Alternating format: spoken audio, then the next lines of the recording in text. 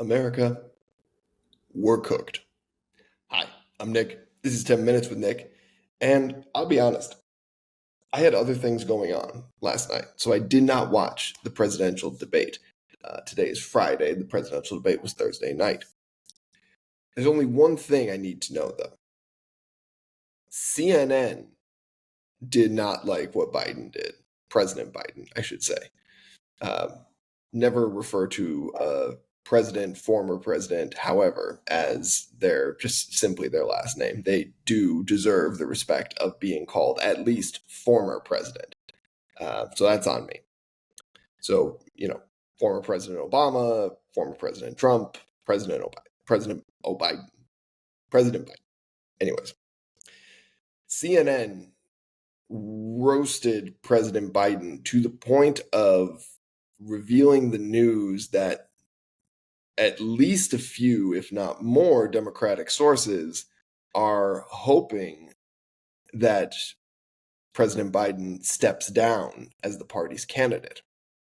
Now, this is, in terms of President Biden's age, this is good news. He's been in politics eons at this point.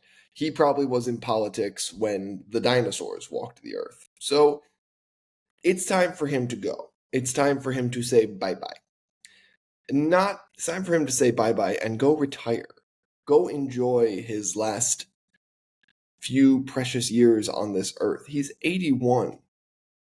You make it to 81, you've lived a pretty damn good life, especially if you're in his generation. But instead, he's still running for president, or at least no news has broken yet that he's not running for president. Now, don't get me wrong. Former President Trump, the candidate on the other side, is only 3 years younger than him. He's no spring chicken. But CNN specifically was running analysis last night that President Biden should step down. Now, CNN, it depends on who you ask. If you ask my leftist friends, CNN is pretty centrist. But CNN does not make a habit of trashing President Biden. They just don't.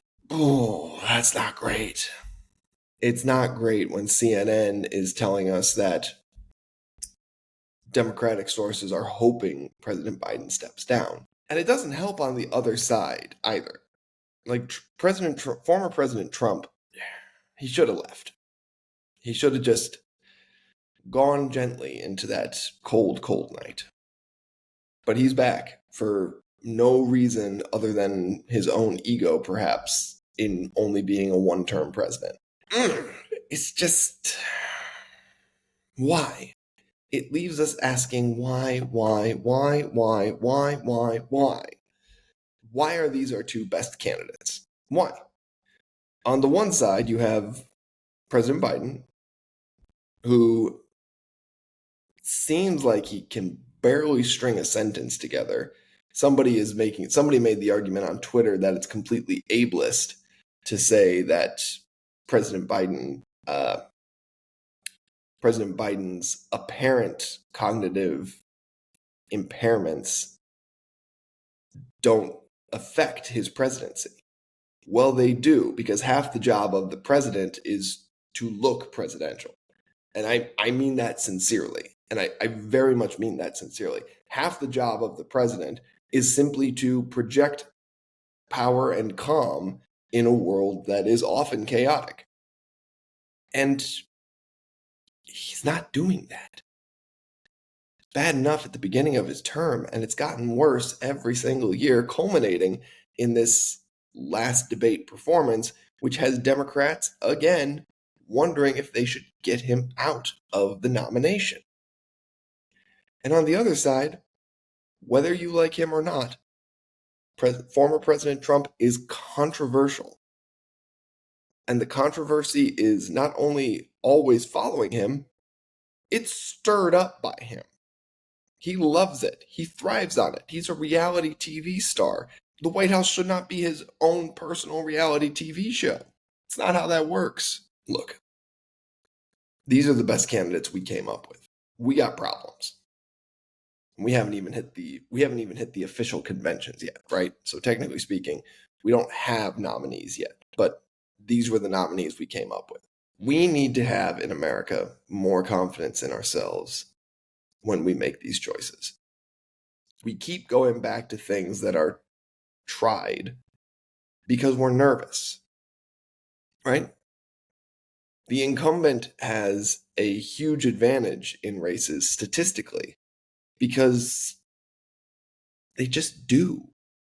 It's the effect of being the known quantity over the unknown quantity. It's okay to swap president. It's okay to swap all politicians. My God, swipe out a bunch of these politicians and swipe in other people. It's okay to try new ideas, and it's okay to say the new idea didn't work. It's okay to rely on old ideas, but to innovate them a little bit. That's what we don't have right now.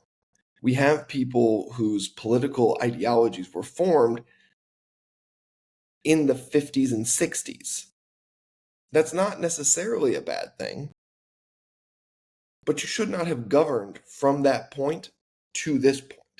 I was going to say the 60s were 40 years ago. They're not. The 60s are 60 years ago. I wasn't even there in the 60s and I feel old. Look, our political system leans too heavily on incumbents.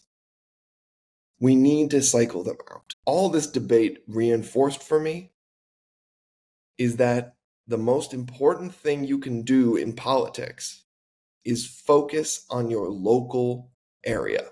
In truth, the federal government is never going to have a massive effect on you. They do, but they also don't. You have to pay taxes and stuff like that, but a lot of laws don't affect every single one of us on an individual basis. Our state's laws affect us on an individual basis, and our local county's laws affect us on an individual basis. That is where you can have an impact. Vote in your local elections. Your town judge, believe it or not, does matter. Your mayor matters. Your county executive matters. Your county legislature matters too. They decide how money is going to get spent in your city. Those should be the first elections you run out to vote in. And at the end of the day, just take care of yourself, right? At the end of the day, there's all this politics. Politics is politics, right?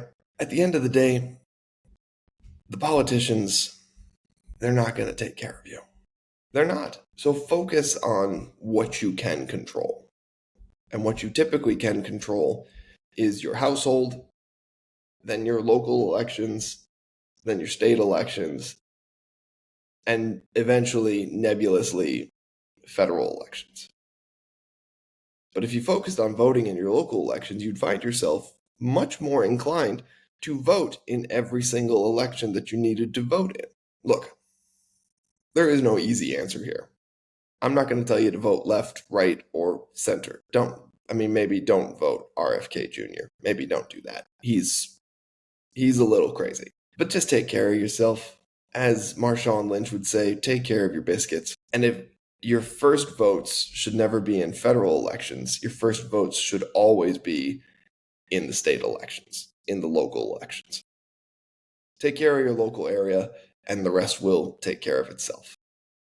Anyways, there's my somewhat grim but somewhat hopeful word on a Friday. I'm Nick. This is 10 Minutes with Nick. Have a great day.